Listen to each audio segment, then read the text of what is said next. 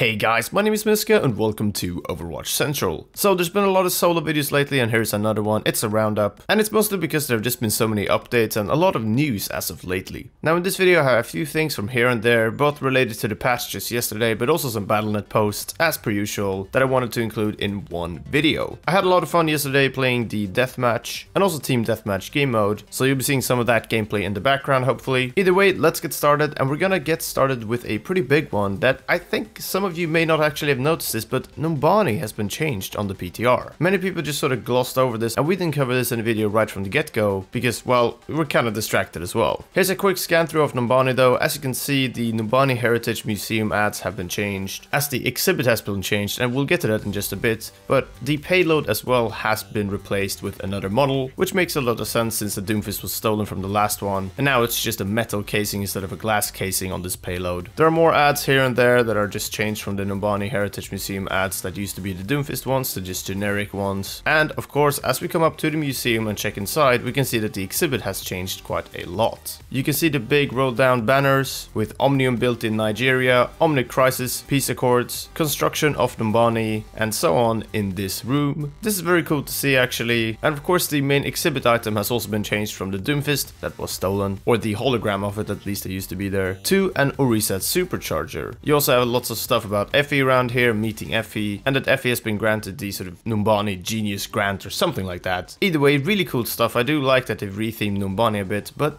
the airport is still a mess. I'm not quite sure what the priorities of the city are, but it's clearly not the airport. Either way, that's it for the NUMBANI changes, and moving on, we have an interesting list from Jeff Kaplan that was posted on the forums not too long ago at all actually. And I'm not gonna take too long reading this, but basically it was a discussion about heroes that are played a lot in quick play, and Jeff Kaplan chipped in with a list of all the heroes in order of how much they are played in quick play, with no hours played or no ranking of sorts, other than literally just 1 to 25. So the top one is Genji by a long shot apparently, and Jeff just says that people really seem to like playing Genji in quick play, but you can check this list out yourself. The links are in the description as per usual. Right now from the 2nd to the 9th of August we have Genji, Doomfist, Hanzo, McCree and Soldier 76 in the top 5, and it doesn't really surprise me that the tanks are near the bottom when it comes to quick play, because a lot of people just play quick play for fun and so on, and want to play fast-paced moving heroes, and the tanks aren't really that a lot of the time. Anyway, like I said, you can check this list out yourself.